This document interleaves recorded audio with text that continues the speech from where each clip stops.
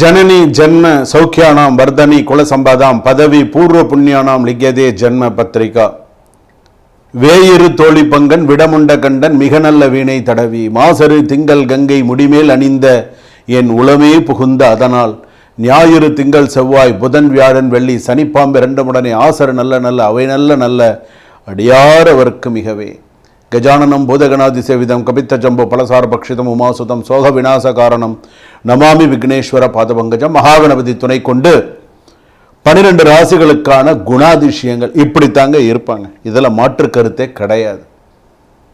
அதை நம்ம பார்க்க போகிறோம். 12 ராசிக்கான குணாதிசயங்கள் எப்படி இருக்கும் அப்படிங்க. இது ரொம்ப முக்கியமான பதிவுங்க. சாதாரண பதிவு இல்லை, ரொம்ப முக்கியமான பதிவு. ஏன்னா ஒரு கணவன் ஒரு மனைவி இருக்காங்க அப்படின்னு சொன்னால் ஒரு குணாதிசயம்னு ஒன்று இருக்கும் இல்லையா. மனைவியுடைய குணம்னு இதுதான், கணவருடைய குணம்னு இதுதான். இப்போ ஒரு இடத்துல வேலைக்கு போகிறோம், ஒரு இடத்துல முதலாளி இருக்காரு, ஒரு இடத்துல தொழிலாளி இருக்காங்க அப்படின்னு சொன்னால் இவங்க 2 பேருக்கு செட் ஆகிடுதுன்னா அவன் 10 வருஷம்ல 20 வருஷம்ல ஒரே இடத்துல வேலை பார்ப்பான். 20 வருஷம் ஆனாலும் ஒரே இடத்துல வேலை பார்ப்பான். முதலாளிக்கு ஜாலரா போட்டு அப்படியே அவனுக்கு அங்கேயே இருந்துருவான். அப்போ அது ஒர்க் அவுட் ஆகுது அப்படின்னு அர்த்தம். 20 வருஷம் ஆனாலும் அங்கேயே இருக்கான்னு பார்த்துக்கோ. 20 வருஷம் 25 வருஷம் வேலை பார்க்கணும், வாட்டுக்கும் வேலை பார்ப்பான். ஒன்றும் சொல்ல முடியாது, வாட்டும் வேலை அவன் உண்டு வேலை உண்டு அப்படின்றவங்க. சில பேர் அந்த மாதிரிலாம் இருக்க மாட்டாங்க, பார்த்துருக்கீங்களா? அது மாதிரி ஒவ்வொருத்தருக்கும் ஒரு விஷயம். நான் சமீபத்தில் ஒரு விளம்பரம் ஒன்று பார்த்தேன். என்ன விளம்பரம் பார்த்தேன்னா, ஒரு கம்பெனியில் ஆள் எடுக்கிறாங்க. இப்போ ஒரு கம்பெனியில் ஆள் எடுக்கிறாங்கன்னா எப்படி விளம்பரம் போடுவாங்க? பிடெக் படித்தவங்க வேணும், எம்டெக் படித்தவங்க வேணும், பிஎஸ்சி எம்எஸ்சி ஏதோ ஒரு படிப்பை போட்டு இந்த மாதிரி அனுபவம் உள்ளவர்கள் தேவை அப்படின்னு தானே நீங்கள் போட்டு பார்ப்பீங்க. ஆனால் நான் இந்த பதிவு இந்த விளம்பரத்தை பார்த்தோன்னே நானே ஷாக் ஆகிட்டேன். என்னடா இப்படி விளம்பரம் போட்டிருக்காங்க? இந்த மேனேஜர் பதவிக்கு ஆட்கள் தேவை, அதுவும் முக்கியமாக மிதுன ராசிக்காரர்கள் மற்றும் துலா ராசிக்காரர்கள், விருச்சிக ராசிக்காரர்கள், தனுசு ராசிக்காரர்கள் மற்றும் கும்பராசிக்காரர்கள், இந்த ராசியில் பிறந்தவர்களுக்கு மட்டும் முன்னுரிமை அளிக்கப்படுகிறது. இந்த ராசியில் யாரும் இருந்தீங்கன்னா வந்து வேலைக்கு சேர்ந்துக்கலாம், ஜாதகத்தை எடுத்துக்கொண்டு வாருங்கள். அவன் பயோடேட்டா எடுத்துன்னு வாடானே அவன் ஜாதகத்தை எடுத்துன்னு வான்னு போகிறான். உண்மையிலே இங்கே நடந்தது. நீங்கள் உண்மையிலே நடந்த விஷயத்தை பொய் சொல்லலை, உண்மையிலே இது நடந்த விஷயம். இந்த ராசியை குறிப்பிட்டு வரும்போது ஜாதகத்தை எடுத்துன்னு வந்துருங்க. இது முக்கியமாக போட்டோன்னே நானே ஷாக் ஆகிட்டேன். இப்படி ஒரு கம்பெனியும் அப்படின்னு. அது எந்த ஊர் ஞாபகம் இல்லை. இது வந்து எனக்கு தெரிஞ்சு 3-4 வருஷத்துக்கு முன்னாடி வந்து எதுக்காக சொல்கிறேன்னே, சில பேருடைய கேரக்டரை பற்றி தெரிஞ்சுக்கலாம். வேலையில் இருக்காங்க, ஒரு கணவன் மனைவி, ஒரு மாணவிகள் இவங்கெல்லாம் இருக்காங்கன்னா ஒருத்தரோட கேரக்டரை பற்றி ஒரு மாணவர்கள்லாம் எடுத்துக்கோங்களேன். நல்லா படித்த மாணவர்களும் இருக்காங்க, நல்லா படிக்கிற மாணவர்கள் இருக்காங்க, கஷ்டத்திலையும் நல்லா படிக்கக்கூடிய மாணவர்கள் இருக்காங்க. சில மாணவர்கள் இருக்காங்க எப்படி இருப்பாங்க, ஃபுல்லாக மொட்டை அடித்து இந்த இடத்துல மட்டும் 4 முடி வச்சுட்டு வண்டியில் சுற்றின்னு இருப்பாங்க, பார்த்துருக்கீங்களா? அவர்களும் மாணவர்கள் தான். அந்த ட்ரெஸ்ஸை ஒரு யூனிஃபார்ம் மாதிரி ஒன்று போட்டுண்டு அவர்களும் மாணவர்கள் தான். சுத்தமாக ஃபுல்லாக மொட்டை அடிச்சிருவான், இந்த நடுவில் மட்டும் 4 முடி இருக்கும். கேட்டால் அவனும் ஒரு மாணவர்கள் தான். பார்த்தீங்கன்னா அவனுக்கு அவன் கேரக்டர் அந்த மாதிரி. ஸோ இந்த குணாதிசயங்கள் அப்படிங்கிறது இதெல்லாம் ஸ்டைல் அதெல்லாம் மாறிப்போச்சு, அதெல்லாம் அந்த காலகட்டங்கள்லாம் மாறிப்போச்சு. ஸோ அதை தான் இப்போ இந்த வீடியோவில் பார்க்க போகிறோம். இந்த 12 ராசிகளுக்கான குணாதிசயங்கள் எப்படி இருக்கும். வாங்க வீடியோக்குள்ளே போவோம். கடைசி வரைக்கும் ஸ்கிப் பண்ணாமல் பாருங்கள்.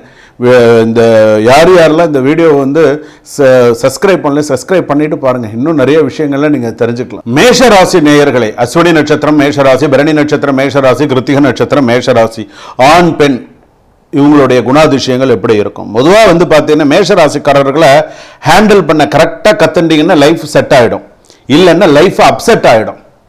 உங்களுக்கு செட் ஆகணுமா அப்செட் ஆகணுமா முடிவு நீங்கள் பண்ணிக்கோங்க. இவர்கள் லவ் பண்ணினா ஃபுல் ஹார்ட், ஹேட் பண்ணினா ஃபுல் டேமேஜ். நான் சொல்கிற ஒவ்வொரு வார்த்தையுமே நீங்கள் கவனிச்சுன்னு வந்தீங்கன்னா உங்களுக்கு கரெக்டாக இருக்கும். Dominating plus bold, instant decision maker, யாருக்கும் கீழே போக மாட்டாங்க, ரெஸ்பெக்ட் எக்ஸ்பெக்ட் பண்ணுவாங்க. எப்படி மரியாதையை ரொம்ப எதிர்பார்ப்பார்கள். நான் சொல்கிற வேர்ட்ஸ் எல்லாம் ஒன்று கவனிச்சுட்டே வந்தீங்கன்னா உங்களுக்கு கரெக்டாக இருக்கும். அதாவது கேரக்டர் வைஸ் எப்படி இருப்பாங்க தான், நான் தான் ஃபஸ்ட்டுங்கிற ஆட்டிடியூட் இருக்கும். எனக்கு முக்கியத்துவம் கொடுத்தா நான் அந்த இடத்துல இருப்பேன், எல்லாம் செய்வேன். எனக்கு முக்கியத்துவம் கொடுக்கலன்னு நான் அங்கே வர மாட்டேன், போக மாட்டேன், எனக்கு தேவையில்லை, நான் இப்படித்தான் இருப்பேன் அப்படிங்கிற மாதிரி இருப்பேன். அவனை தானே கூப்பிட்டேன், அவனே வச்சுன்னு செய்ய, என்னை கூப்பிட்ற கண்டிப்பாக சொல்லுவாங்க. இதுதான் அவங்களுடைய short temper.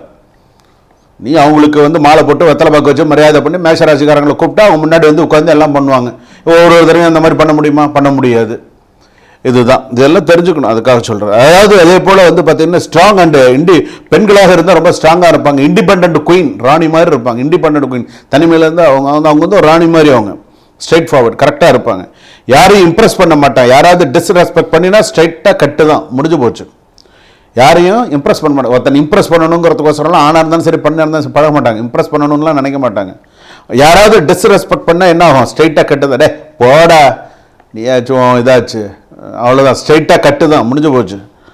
Fast love fast fight. எவ்வளோ வேகமாக காதலிக்கிறாங்களோ அவ்வளோ வேகமாக கயன்றோம். பொசசிவ்னஸ் அதிகமாக இருக்கும். என்னை மட்டும் நான் மட்டும்தான், நான் இப்படித்தான் அப்படிங்கிற கேரக்டரில் இருக்க வைப்பாங்க. அதுதான் அவங்களோட அட்டிடியூட்.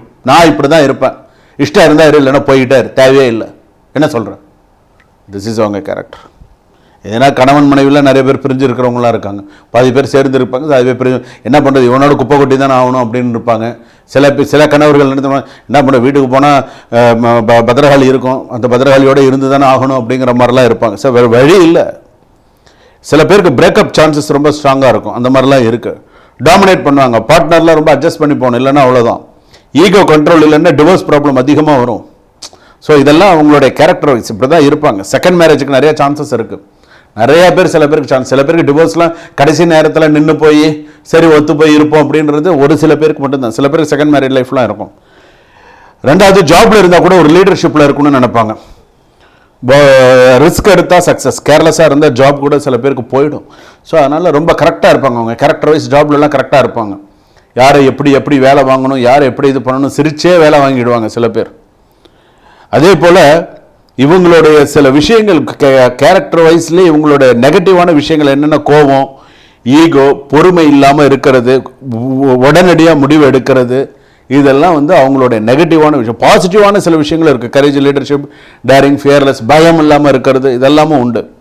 என்னென்ன, ஒரு கோபம் பார்த்தீங்கன்னா ஒரு பிக்கஸ்ட் எனிமி ஃபார் மேஷராசி.